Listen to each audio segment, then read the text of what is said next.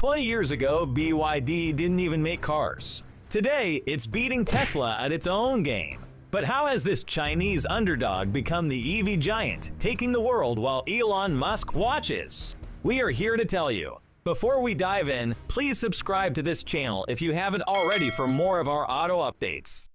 Before 2003, BYD was not in existence, and by 2013, it was just a small startup factory in Shenzhen making batteries for mobile phones. But in the last 24 months, the story of this small company has developed a huge plot twist, a twist so big that the world can no longer ignore it. Back to where it all started. In 1995, BYD founder Wang Chuanfu took a huge bet on himself by resigning from his secure government research job and borrowing 2.5 million yuan, almost $1 million, to build a mobile phone battery company. In a few years, BYD became the world's second largest producer of mobile phone batteries. It supplied to companies like Nokia, Ericsson, and Motorola. It was really building the dream, but that wasn't enough. Mr. Wang soon found a bigger, even more daunting dream, which was building more affordable EVs and selling them worldwide. In fact, it was even more ambitious. They wanted to make electric vehicles as affordable as their gas-guzzling counterparts. It seemed impossible, but BYD's CEO, Mr. Wang, was not fazed. Back in 2008, he boldly predicted that BYD would become the world's largest car company by 2025. He saw EVs as uncharted territories for the industry, and he was convinced that BYD could seize the opportunity and shape the future of transportation. To make this happen, they had to overcome a few challenges. First, they had to learn the ropes of making petrol-powered cars, which helped them build a brand and test their manufacturing skills. Then they tackled the tricky engineering challenges of switching to battery power. They also had to figure out how to make lithium-ion batteries more affordable, all while their bigger, more experienced competitors were watching. It didn't look like it was going to work out, especially in a year like 2008, a crazy time when the global financial crisis was in full swing. But Warren Buffett's investment team swooped in and saved the day, more like made a super savvy investment. They snapped up a 10% stake in BYD. At the time, the Western media was calling BYD's founder, Mr. Wang, the Chinese Bill Gates.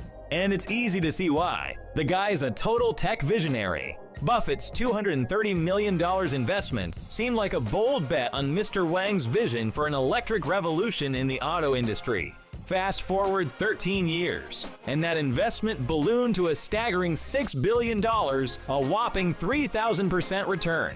This is a huge leap, but aside from Warren's investment, there have been a few underground pushes that have given BYD a major leg up on its competitors.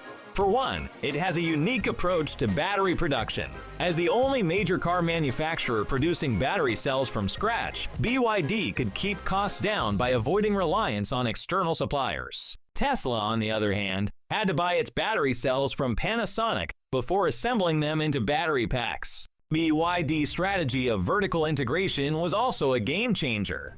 By owning various stages of the supply chain, they could control costs and maintain quality. And I mean, they took it to the next level. They even own shares in South American lithium mines that supplied their battery mineral refineries. Another factor that has worked in BYD's favor was the Chinese government's generous subsidies for electric vehicle buyers. This led to China becoming the world's largest EV market in 2014, surpassing the US.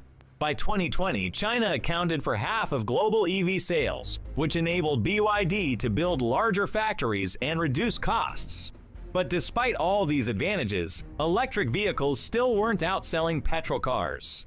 That was until the COVID-19 pandemic hit, triggering a surge in demand for EVs. Australia benefited from this trend, as battery makers and car companies scrambled to secure supplies of critical minerals like lithium.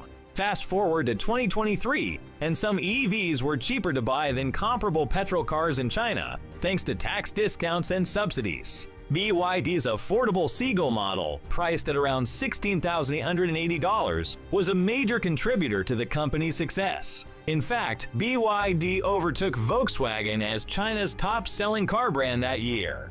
BYD finally built their dream. In 2024, BYD was hot on Tesla's heels in terms of sales, producing a whopping 4,500 more vehicles than the EV pioneer. That's some serious competition, and it's not just about sales numbers. BYD's global expansion is seriously impressive. The company has established a presence in over 70 countries across 6 continents.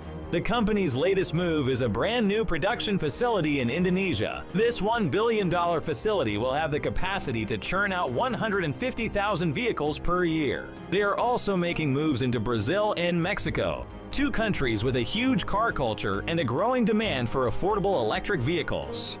In Brazil, they're not just selling cars, they're setting up production facilities, creating jobs, and partnering with the government. And it's paying off. They've secured some pretty sweet tax incentives and even opened a production facility in the Amazon. Talk about going green. For Mexico, it's a slightly different approach. They're starting with electric work trucks for big companies like Bimbo and Chemex, and then showcasing their passenger vehicles in showrooms in Mexico City and Guadalajara. And in spring 2023, they dropped a bombshell, introducing the Shark, their first pickup truck outside of China. What's really clever about BYD's strategy is how it adapts to local cultures. In Brazil, they're using national icons like Pelé to market their hybrid model, the King. And in Mexico, they're celebrating their pickup launch with mariachi music and street food. It's like they're saying, hey, we're not just some foreign company, we're part of the community. Pretty cool, right? Unsurprisingly, BYD has experienced enough roadblocks in the USA. President Biden did impose a whopping 100% tariff on Chinese electric cars this year, and there's been an investigation into Chinese subsidies. And if that wasn't enough, the EU followed suit with a 17% tariff of its own. But BYD is determined to become the new market leader, no matter what it takes. And with its sights set on global domination, it's unlikely that a few tariffs are going to stand in its way.